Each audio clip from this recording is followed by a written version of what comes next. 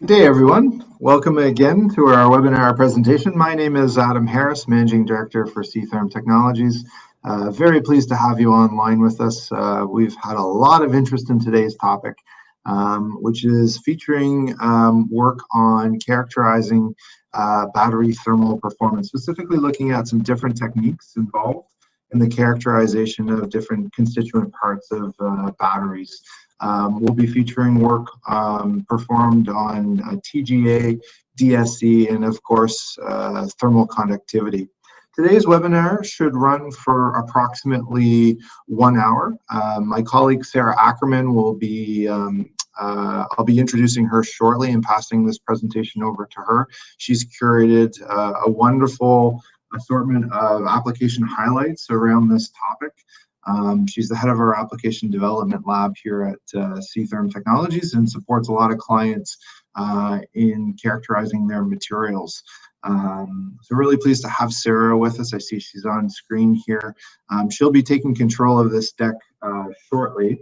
I'm going to take us through just a quick little introduction and providing some background on who C-Therm Technologies is. I see on our registration participant list folks from all over the world, folks joining us from India, from the UK, Italy, of course throughout the US, some folks from California. Nice to have you online with us, throughout Latin America. It's wonderful to be able to connect with you this way, certainly with all that's going on in the world, challenging times globally.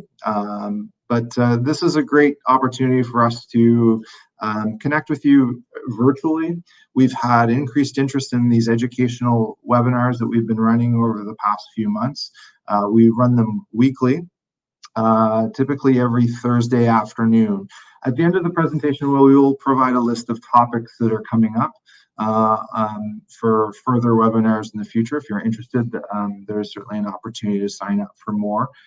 And we love having you online with us. It's a real pleasure and a great opportunity for us to share a little bit of our expertise and knowledge in some of these areas of mutual interest.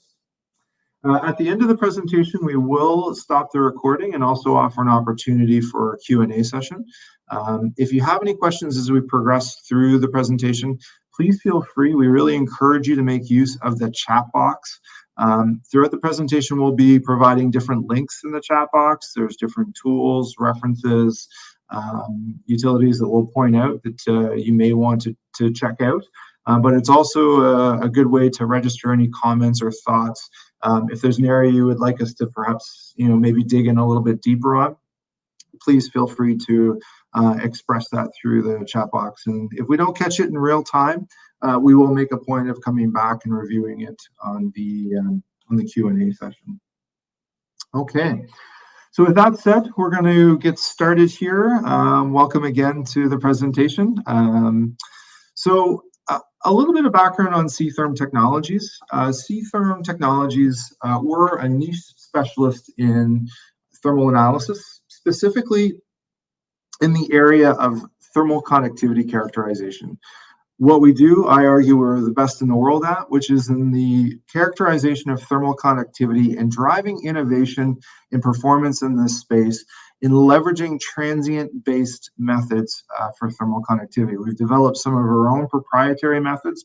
We've also advanced a number of other commercial techniques, different ASTM and ISO methods for measuring thermal conductivity. And our goal or raison d'etre in life is to make it simpler to measure, to give you better quality data, more accurate, and more representative of the application conditions that you're interested in measuring. The types of sensors that we develop can be applied in the nuclear industry, in radiated hot boxes, in other industries, in high humidity cells and high pressure cells.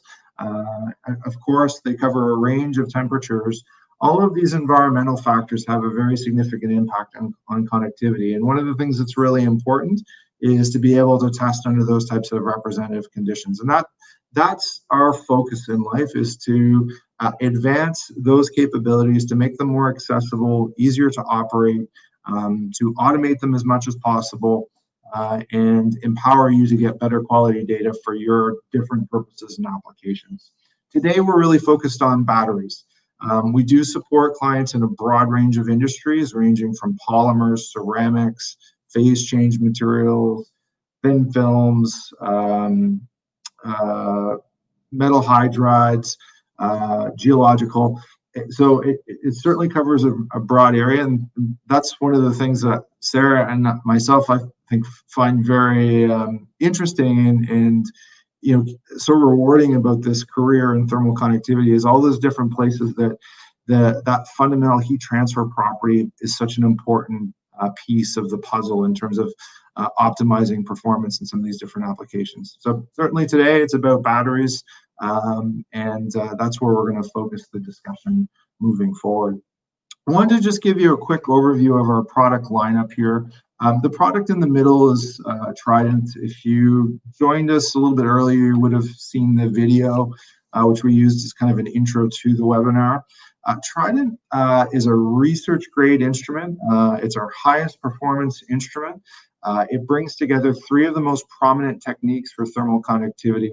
Very powerful tool for characterizing a broad range of materials, and it'll be heavily featured in the work that Sarah has curated and put together for us.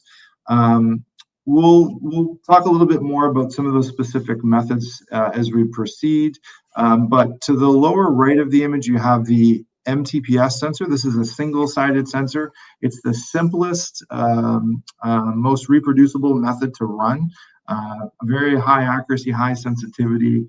The real innovation here is it's a single-sided test, and that just opens up all kinds of opportunity for you in testing different sample formats. It's a liquid-proof sensor, so you can deal with different material states, solid liquids, powders, pastes, but you can also cover a broad range of conductivity. It's a very high utility sensor. The sensor in the middle there looks like a needle. It's sometimes called a needle probe, a transient line source sensor. This is really good for semi-solids. Polymer melts would be a good example. It's our most robust sensor. So if you're worried about bonding sample material to the sensors, this is the most robust sensor commercially available. You won't see it featured much in the battery work that we're going to present. It is really more meant for those semi-solid states, the best example being the polymer melt. Also used on soils, loose soil, and some of those types of applications. To the left of this, the kind of yellowish sensor, this is a double-sided sensor. So you sandwich that sensor between two samples. It's a hot disk style sensor, transient plane source. This is really oriented for more experienced users. It's a very powerful capability, but it requires a higher level of expertise. Essentially, with the TPS, we're empowering the user to really be more involved with the methods application. So the user is defining the power and timing parameters. There's different size sensors available. There's a lot of different options available in running the measurement. And the user is also involved in running the regression analysis on it. So it's a higher level of user involvement, but with that comes enhanced capabilities for testing thin films, for testing anisotropic materials. It's a very powerful tool set in a well-trained hand. And really what Trident tries to do is to bring these together in a way that's very complementary, essentially trying to future-proof your research, not always knowing what we can anticipate from next year's test requirements, what the different sample formats will look like. This really gives you that type of flexibility. The picture to the left is of the thermal conductivity kit. This is a great offering for folks on a very limited budget. If you're struggling to find the capital resources to invest in a significant instrument for thermal conductivity characterization, the TC kit is a great option. It pairs with a Keithley source measure unit. Often you can find these in most academic labs. It's provided with the software, the data acquisition software, and provides the data analysis, the regression analysis, reference material, the sensor itself. Put that all together, you've got everything you need to run some basic measurements for thermal conductivity of mostly solids up to about 65 watts per meter Kelvin. So this is used more in teaching classes and teaching concepts of thermal conductivity characterization, but it does also get you in the game in terms of measuring conductivity, and can be a great starter kit if you're kind of bootstrapping a development and need some ability to characterize samples. This is a great option. The product on the far right, we won't talk much about in this presentation. It's really more oriented towards the textiles field. It's for the characterization of touch properties based on the thermal sensation. So quantifying how warm or cool a material feels. This is used in sports apparel. It's used in different consumer goods, bedding, wherever the feel of a product really matters in terms of its perception of performance. So this device here quantifies that thermal performance and characterizing the thermal effusivity. This is used by a broad range of apparel producers, major brands and sporting goods to quantify that thermal performance. But we won't talk a whole lot more about that in this presentation. So I mentioned Trident. The philosophy behind Trident, it's really about bringing those three methods for thermal conductivity together. Our view is that it's better to have options when it comes to thermal conductivity. And this just gives you a little bit closer up view of some of those sensors and methods available with Trident that you'll see featured more as we progress. This slide just gives you an illustration of the different size of the sensors. So this helps inform, a mental picture of what the minimum sample volume requirements would be to run measurement with these different types of methods. So the upper right, you have the needle. That's the larger of the three different sensor options. 150 millimeter length to the active component of the probe. That has to be fully covered, so it does inform a certain picture of a minimal volume of material. The TPS sensor in the middle is available in different size formats. The typical ones are 6, 13, and 30 millimeters diameter. There is some opportunity to customize those further, but those are the standard size formats available. And then the MTPS, which is the single-sided sensor, it has a guard ring technology which ensures a unidirectional heat transfer into the sample material. It's a very novel development. The active area there is about 18 millimeters in diameter, and that represents the minimum sample surface that has to come in contact with the active area of the sensor. If you're looking at these different methods and you're trying to better understand where would I use the different types of sensors and which type of application, what's the best method for a given application, there's a great reference guide that Sarah and her colleagues have put together. It's a very comprehensive document. It actually covers a much broader range of methods than just the three transient methods presented here. It does also provide some context for when you might want to use steady state methods, such as guarded hot plate or guarded heat flow meters, and also laser flash. Certainly when you get into the higher temperature range, if you're wanting to test at 1,000 degrees Celsius, you're really led to laser flash as the best choice in those types of scenarios. I'm going to ask my colleague Rosa. Rosa Chen is one of our regional managers here at C-Therm. She's helping us run the chat box and is moderating the session for us behind the scenes. I want to thank Rosa for doing that. But I'm also going to ask Rosa, can you drop in the link to that method selection guide? For anybody that's interested, it's a free resource. It's very well done, very comprehensive. Would encourage you to check it out if you're interested in better understanding how different applications have fit with certain types of methods here from a selection perspective. Okay. Of course, thermal conductivity is just part of what we're talking about today. We're going to be featuring a lot of content here also on thermal analysis, TGA, thermogravimetric analysis, and also DSC in characterizing these types of materials in battery applications. we've been a close partner of C-Therm, gosh, for probably, I think, 14, 15 years.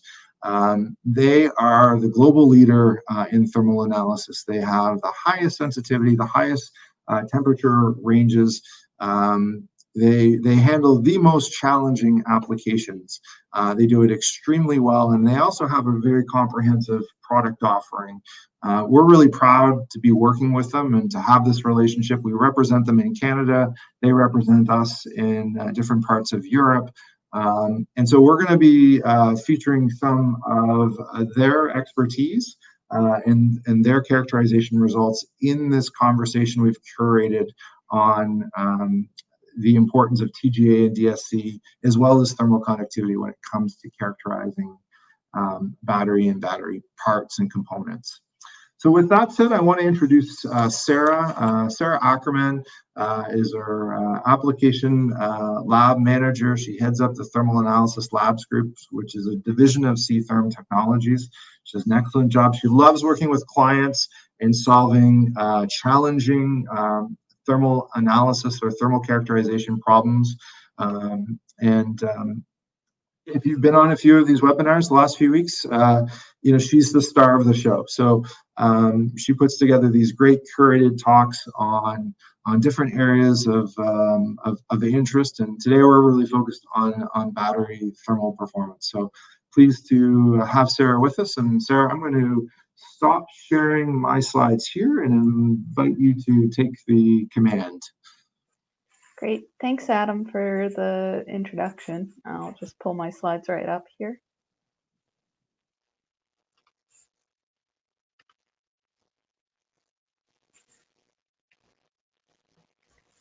There we go. Okay, so what I'm going to first take a look at is a brief overview of the three main techniques needed for, or families of techniques, I guess, needed for complete battery thermal characterization. So the first one obviously is thermal conductivity characterization of the different components. And the reason why you need to understand the thermal conductivity is it's really key to thermally managing the heat that's generated in the battery by different phenomena that might be going on. Which brings me to the next family of techniques, which is heat flux, 3D DSC, and isothermal calorimetry, which is key for figuring out how much heat is generated on cycling, but also for looking at things that are relevant from a process safety point of view. So things like abuse testing, testing the batteries at elevated temperatures to see how that affects the kinetics and energetics of the processes, and also purposefully initiating thermal runaway to observe the thermal phenomena associated with thermal runaway scenarios. And then the final class of techniques is TGA and simultaneous thermal analysis, which is really important in terms of figuring out how much mass of the battery is going to be converted to gas or gaseous products in the event of a thermal runaway or a thermal decomposition scenario. So just as a review, I'll go over what batteries actually are. So a battery is an electrochemical or a series of electrochemical cells that are used to convert chemical energy into electrochemical energy, and in the case of rechargeable batteries, to do the reverse and convert electrochemical energy into chemical energy for storage. So in strict sense, it's made of a series of these galvanic cells, which you can see a diagram of on the right-hand side. So there's two main parts to a galvanic cell. There's the cathode side and the anode side of the cell. And those are joined by a salt bridge, which allows for the transfer of anions without necessarily transferring or equalizing the charge in the electricity. So the reaction rate can be controlled by controlling the draw of current off of the circuit once you've completed the electrical circuit. Batteries are used in a wide variety of applications in our society. Most consumer electronic devices have a battery ranging from the battery in somebody's video game controller or their cell phone to batteries used in airplane electronics and smoke detectors and electronic scales, so on and so forth. And of course, many types of medical equipment are also reliant on battery technology. So when you construct a battery, you have four major parts or four major types of materials that are used in these units when you're constructing them. The first is the anode material, and this is where the oxidation part of the reaction happens. The second one is the cathode, which is where reduction occurs. You have, of course, the salt bridge, which allows for the transfer of or the equalization of the ions between the two electrolyte solutions. And the last, of course, is the electrolyte material. You can also have other materials used to encase these components and hold them in the physical arrangement that they need to be in. Connecting many cells in series gives you a battery. Thermal management is important in batteries from a performance point of view, in that if you have poor thermal management and your battery is chronically overheated, that's going to significantly shorten the lifespan of the battery, as you can see on this slide here. But it's also a safety hazard. So if you have bad thermal management of your battery, you can have a phenomenon known as thermal runaway occur. And this can happen when components become damaged, allowing for current leakage and shorting within the battery structure, or it can just happen as a result of overheating of the battery assembly during cycling. And so there's basically 6 different stages of a thermal runaway process. The first is heating, where the sample gets above its or the material gets above its self-extinguishing temperature range. On most battery devices, there is some sort of a safety vent so that if they start to overheat, they can release some of the gas. So as they overheat, you might get a release of gas, followed by the initiation of the thermal runaway reaction, initiation or ignition and combustion of the materials in the battery, followed eventually, once the battery materials are consumed or all the oxygen in the environment is consumed, you get extinguishing of the fire that results. So you really only have to do a search of like battery thermal runaway on Google or something like that, or your search engine of choice, to find a list of safety incidents that have been caused by battery thermal runaway events. There was a plane crash in Dubai a few years ago that was caused by a battery fire. Of course, more recently, back in February, there was a United Airlines flight that had to make an emergency landing. And even on the more personal level, you can have a reusable lithium-ion battery thermal runaway event that can, in some cases, result in a house fire. So it definitely is a critical safety concern for our society, and it's only becoming more acute as lithium-ion batteries and battery-powered devices become more and more popular in our society. So to manage the heat and try to help avoid these sorts of thermal runaway scenarios, there's a few key design metrics that battery manufacturers have to take into consideration. The first being the thermal conductivity of the various components, because that's going to govern how much heat that you can basically spread or get away from where it's being generated, and put a limit on how much heat generation you can tolerate in the battery before it becomes a safety hazard. So the components that are key to measure the thermal conductivity include things like heat sinks that may be used in the battery or on the electronic assembly that the battery connects to, the electrode materials, and the construction materials used to encase the different components of the battery. Oftentimes you can have those sorts of materials perform double duty. On one hand, they act as physical structural support for the battery. On the other hand, they also act as heat spreader or heat sink materials. The second design metric that's important to consider is the specific heat capacity of the materials. So particularly this can be of interest in the use of coolants, but it's also of interest in modeling transient heat transfer phenomenon within a battery. So a material with a low heat capacity is one that does not require a lot of thermal energy to increase its temperature by say 1 degree Celsius. Whereas a material with a high heat capacity requires a lot more energy to exhibit the same temperature change.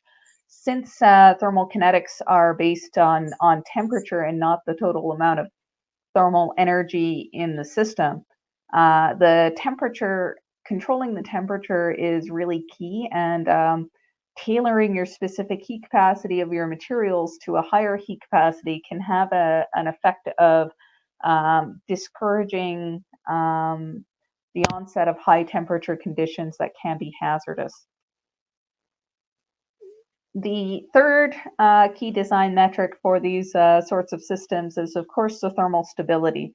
So when you're looking at a battery thermal runaway scenario, you can have kind of three different levels, or you can think of it as three different levels, where in the early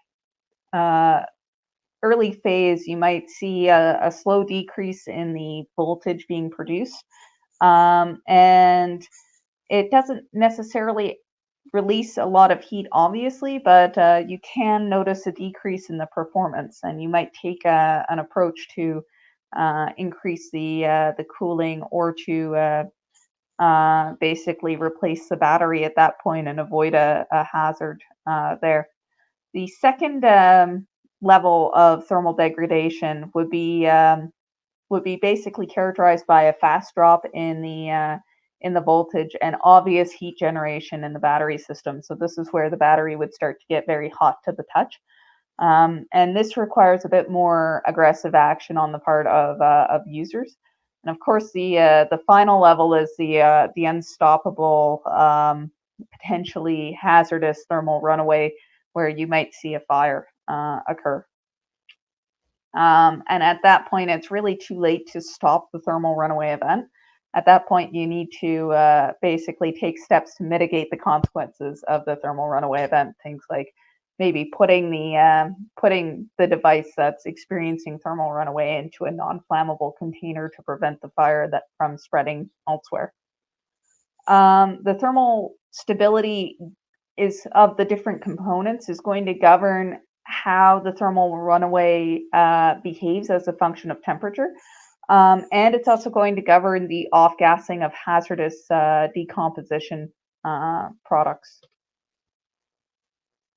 So we'll look first at how you can understand component thermal stability. And there's really two main techniques that you would use for that. The first one being thermal gravimetric analysis. So with thermal gravimetric analysis, you can look at the mass loss as a function of temperature and use that to draw some conclusions about the tolerance of different materials to different temperature conditions. So this is looking at three different cathode materials, and showing the TGA behavior of the three different materials as a function of temperature.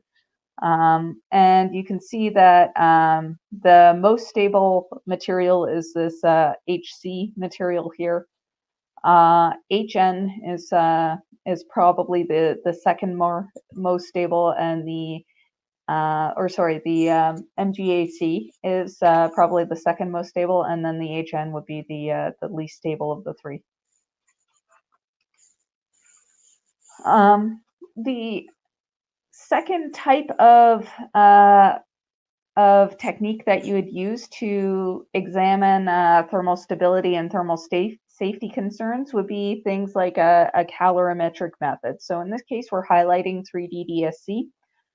In some cases, depending on the hazard associated with what you're expecting to do, you may instead want to move to something a little bit more pressure tolerant, like maybe a bomb calorimetry or rapid scanning calorimetry type of technique. But regardless, you'll be looking at a high sensitivity pressure controlled pressure or high pressure tolerant DSC technique, like this one here. So this is using the Calvé method, which has a three-dimensional heat flow sensor that can completely surround the sample, which allows the use of high pressure cells inside of the calorimeter, so that you can look at these kinds of experiments with different types of atmospheres and follow the thermal decomposition as a function of temperature. And one thing that I'll really highlight here is the temperature scanning capability of these calorimeters, because this particular family of Calvé type calorimeters, they can be used both to do traditional isothermal calorimetry studies common with other battery calorimeters out there, but also to do scanning calorimetry at a bit of a larger volume than is commonly available with pan-style DSCs, which kind of gives it a really nice complementary capability somewhere between the very large scale of a rapid scanning bomb calorimeter versus the very micro scale pan style DSC scanning calorimetry rather. And that brings me to this next one, where you might look at an isothermal calorimetry technique to look at the amount of heat generated on repeated charge-discharge cycles. So this work is from the Journal of Power Sources, and they're looking at 3 cells that were stored under different conditions and their charge and discharge behavior as a function of the power generation. And the cell A, which is basically the red plot on the discharge curve there, and it's the orange plot on the charging curves. You can see that this cell produces a lot more waste heat energy on charging and discharging, which suggests there may be a little bit of electrolyte leakage. The charge-discharge cycle is not as thermally efficient, and that's because it was stored at high temperature conditions, which suggests that the high temperature storage conditions are causing some degree of degradation of the battery components. Another thing that's often done is to look at self-discharge. So many types of batteries will basically lose thermal energy with or lose electrical energy with time, and this behavior tends to vary as a function of temperature. So to characterize that sort of activity, you'll conduct an isothermal calorimetry experiment where the calorimeter is maintained at your temperature of interest to take a look at the effect of temperature storage on how well the batteries can hold their charge. So in this case, 9 battery cells are stacked inside of the calorimeter vessel. And each of them is separated from the other with a piece of paper just to enable good electrical isolation. So The charge discharge or the self-discharge observed in this experiment is not due to the batteries interacting with each other. It's purely a self-discharge phenomenon. When you conduct this sort of an experiment, you'll start the initial experiment, and you can see the peak here is 78 microwatts of heat being evolved with time or power being evolved. And eventually that levels off to a steady state of approximately 24 microwatts. At this point, you can invert the vessels inside of the calorimeter. And when that settles out to baseline, the difference between the two baselines before and after the inversion will give you the calorimetric 0 point and tell you the magnitude of the signal.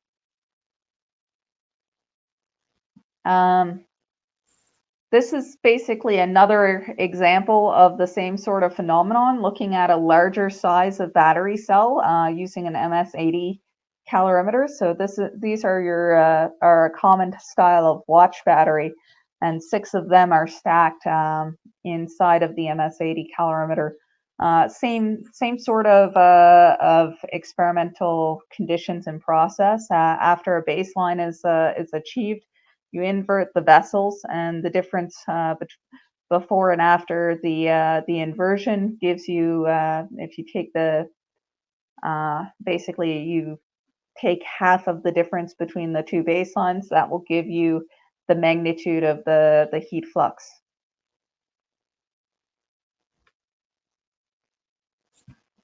Understanding cycle life of batteries is also a common question when you're doing these sorts of experiments. So what you can do is conduct an experiment where you cycle the battery inside of the calorimeter a number of times and observe how much power is generated with cycling as a function of the cycle number. And you can see this paper here, also published in the Journal of Power Sources, characterizing a type of battery from cycle 0 to cycle 10,000 inside of a calorimeter. So the first 5,000 cycles are shown in the black dots, and the second 5,000 cycles are shown with the white dots.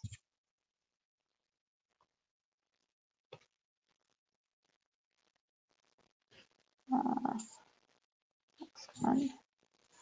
And then, of course, I mentioned earlier that heat capacity is very important to look at transient heat flow scenarios. So one thing that you can do in theory is to characterize the heat capacity of each individual component, and then take a mass weighted average of those components and try to extrapolate that to what the heat capacity of the overall cell would be.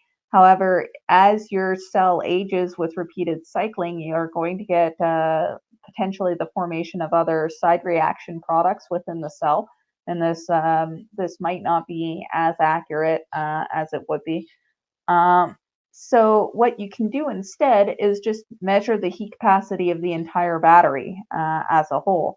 And so that is done by sticking the battery cell inside of a calorimeter, like you see here with the C80, and basically run a scanning temperature profile to get the heat capacity of the cell. And so that can be useful if you're looking at modeling the thermal management of a full electronic device, where you may not necessarily want to get into the nitty-gritty of modeling each and every individual component within the battery.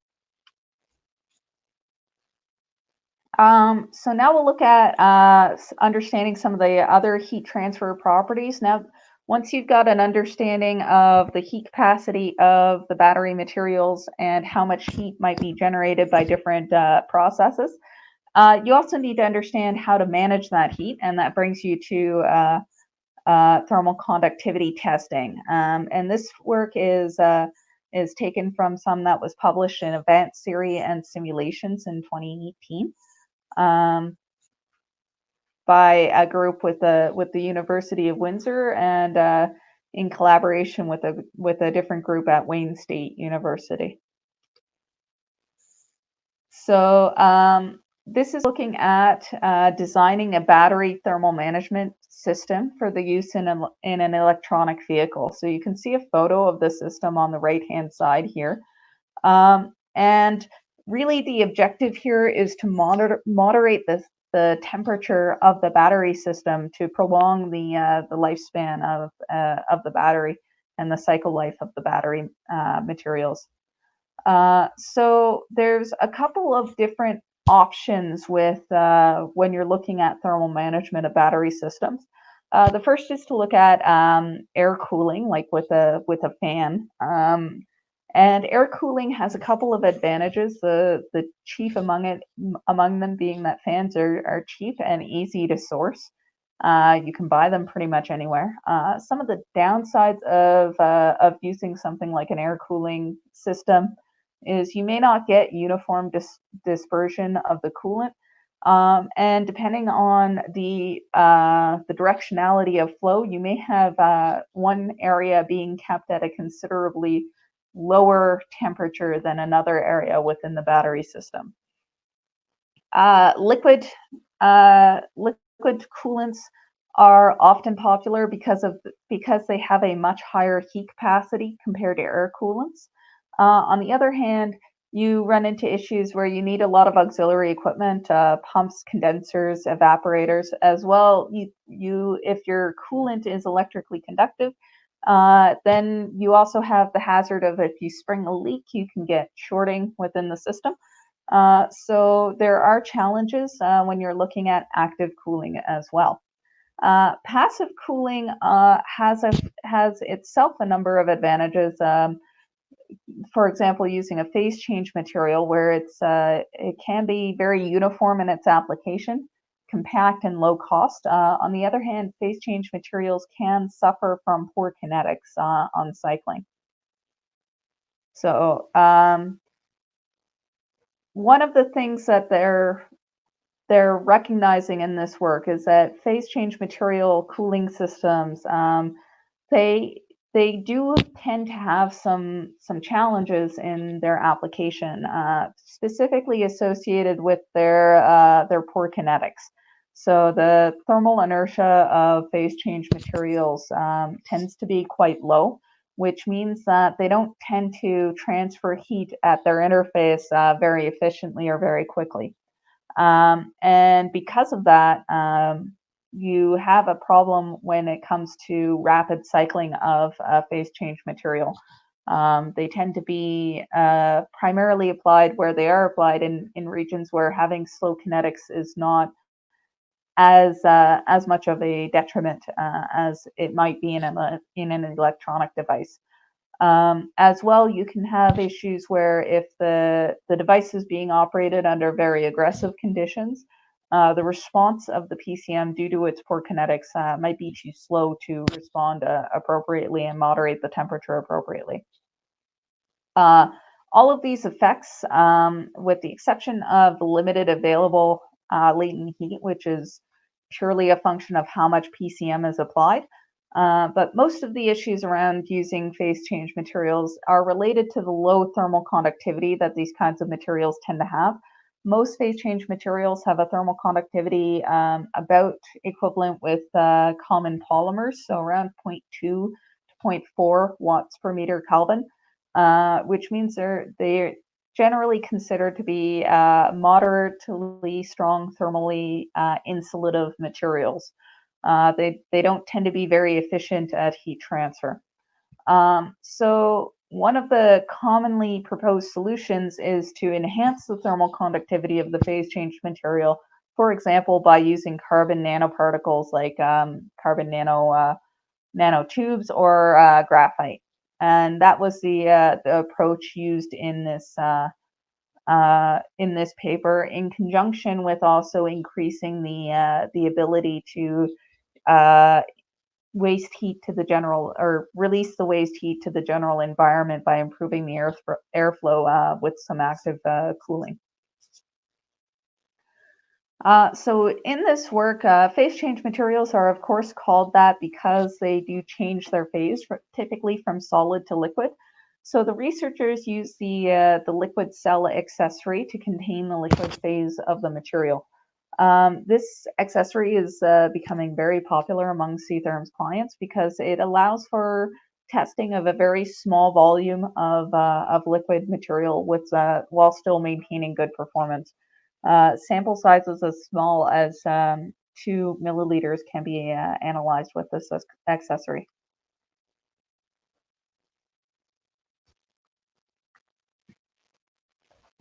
So the experimental data is shown on this slide. On the left-hand side, you see the plot of the thermal conductivity of the pure wax in the blue diamonds at the bottom, compared with a 5 weight% loading of the nanocomposite with the or of the graphite particles with the PCM material, and a 10 weight% loading of the nanoparticles with the PCM material. And you can see there's almost a tenfold improvement in the thermal conductivity of the solid phase material at as a function or at 10 weight% loading of the nanoparticles. And that will equate to a far more efficient heat transfer and ability of the PCM material to transfer the heat to the cooling air and be cycled more efficiently. You'll note that the difference is not evident in liquid phase, and this is actually as expected. In liquid phase, you don't tend to have, because of the random motion of fluids, you don't tend to have as efficient heat flow as is present in a solid phase composite. So for nanofluids, generally speaking, the improvement as a function of weight% loading of filler is much more modest than it would be in a solid phase material. But that's not as much of a deal breaker for most phase change materials, because you can transfer heat in the liquid phase. You can transfer heat by natural convection, and that is a complementary heat transfer mechanism to the thermal conduction. Now, the other thing that the authors did was to characterize the PCM layer thickness as a function of the average temperature on the battery surface. So by increasing the layer thickness, you can decrease the average temperature at the battery surface and increase the average temperature difference between the hot region and the cold region. So as an example, you can see here the thermal models of these systems. And on the left-hand side, it's showing just looking at a pure PCM thermal management system, versus on the right, looking at the 10 weight% loading of the graphite composite phase change material at the end of a simulated driving cycle. And you can see that on the pure wax, the battery gets much hotter at the end of the simulated driving cycle than it does with the graphite loaded PCM material. And what this it would equate to is a shorter service life of the battery in practice. So, sorry, to clarify that previous sentence, a shorter service life would be observed or would be predicted to be observed with the pure PCM as compared with the graphite loaded PCM.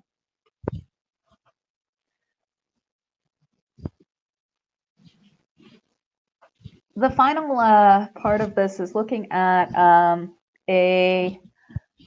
application that was also proposed to aid in thermal management of batteries, and this is looking at thermoelectric generators to capture some of the waste heat generated in battery systems. So again, keeping with the theme of thermal management of battery systems. So in this case, what they did was print these thermoelectric circuits on thin sheets of a flexible backbone, and you can see on figure B of the figure on the bottom. These are the circuitry is shown with a US coin there for scale.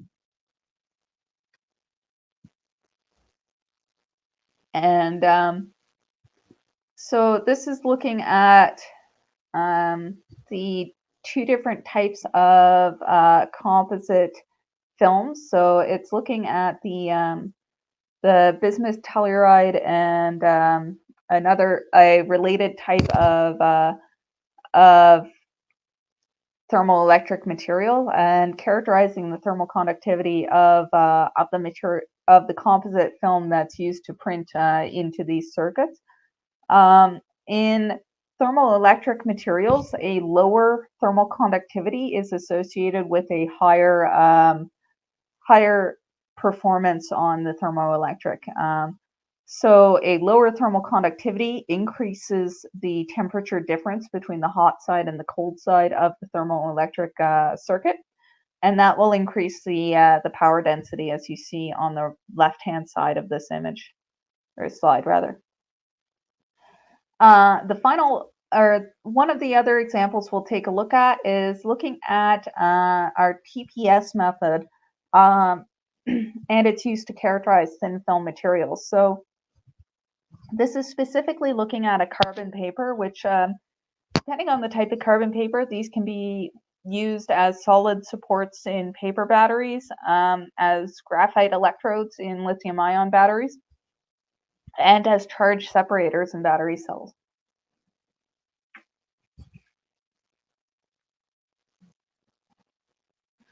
So you can see the experimental setup on the right-hand side there. So we actually have two identical pieces of the carbon paper that we've cut out, and those are stacked above and below the sensor material.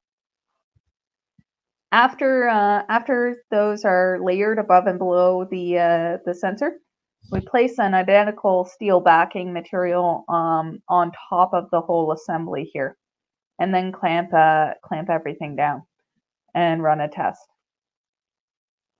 And you can see here the expected range we were given for this carbon paper was quite broad, ranging between 0.3 and 0.4 watt per meter Kelvin. And the measured value that we obtained was approximately 0.38 watt per meter Kelvin. So the measured value of the thermal conductivity was right in pretty close to the center of the expected thermal conductivity range of these materials. So that basically sums up the material that we prepared for this presentation. I'll turn things back over to Adam. I'm sure he wants to highlight some of our upcoming webinars and other events that we have coming up. Excellent. Well, thank you very much, Sarah. That's an excellent overview of some of the different characterization techniques and looking at the thermal performance of batteries.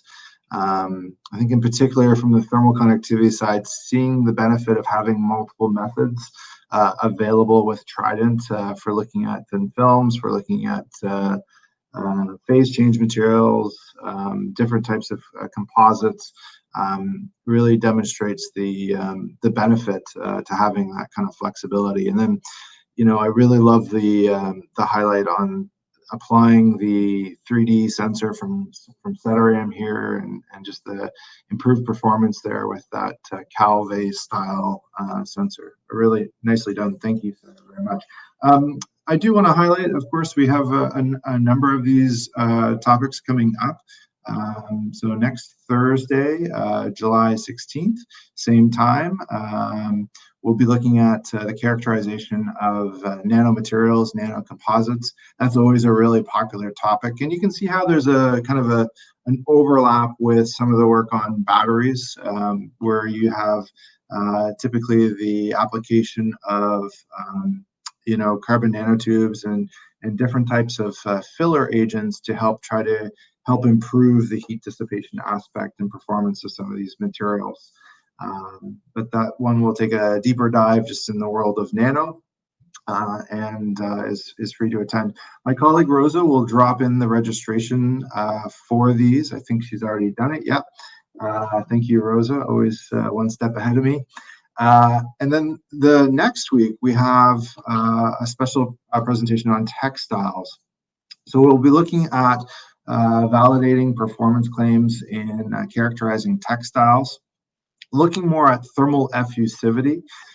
So that relates to the TX Touch Experience platform, really quantifying thermal performance from the sense of touch, whether something feels warm or cool to the touch, how important that can be as a performance claim in sports apparel, bedding, other consumer goods applications. We'll have a special guest speaker with us for that one, a researcher from the University of Oregon who's running a special project sponsored by Under Armour, Columbia Sportswear, PVH, which is the owners of the Calvin Klein and Tommy Hilfiger brands, as well as Mark's Work Wearhouse, a very strong Canadian retailer in the sports apparel space. So that should be a very interesting topic if you have interest in that kind of area of characterization. I'll just get you to advance the next slide, Sarah. I want to start with Sarah, because Sarah did a great job on this and really appreciate her efforts on this. I want to thank Rosa Chen as well, who's moderating the session, and very importantly, also our participants here, our audience. We know it's a challenging time. Some of you are home, working from home, trying to balance childcare responsibilities, work a full-time job. There's a lot of juggling happening. We understand. We're feeling it too. But we really do appreciate the opportunity to connect with you and share a little bit of our experience in this area. I do want to just offer, if anyone is interested, there's zero pressure here. We will put in a few links here. If you're interested, if you saw something that was of interest in this presentation and you'd like to take a look at it, if you'd like to, for example, receive a budgetary quote, we can do that. We've got a special tool available, a quick quote tool. Rosa will drop the link in for the quick quote. If you are interested, we'd be happy to pull something together quickly for you. A lot of folks are looking at their capital budgets for this year, for next. If you're looking to try to earmark some funds for this type of instrumentation, we can certainly give you a quick idea of what that looks like. If you want to have a more in-depth conversation, we can also do that. One of the, because we're not traveling as much, we used to love going around, take a system in and demonstrate it at a client's facility on their materials. Can't do that as easily in the world of COVID, but we do have a virtual demo room facility set up as well, multiple camera angles. We have a subject matter expert running those. Arya Hakimian, one of Sarah's colleagues, does a great job with these. We'll also put the link in here for the booking of a virtual demo. And if it's of interest, we're certainly happy to offer that. There's no charge, there's no commitment, there's no pressure. But if you want to get a sense for what this instrument looks like when it's operating, when you're running some of these methods, we can certainly offer that as an option, and we'd be pleased to do so. Okay, so with that said, I think we're going to stop the recording here. If this is where you drop off, have a wonderful day, and thank you again for joining us. If you'd like to stay on, we are going to work through the chat box. I see a few questions in there. We will take an opportunity to address any questions at this point submitted from the Q&A. But thank you again, and have a wonderful day, everyone that is dropping off at this point.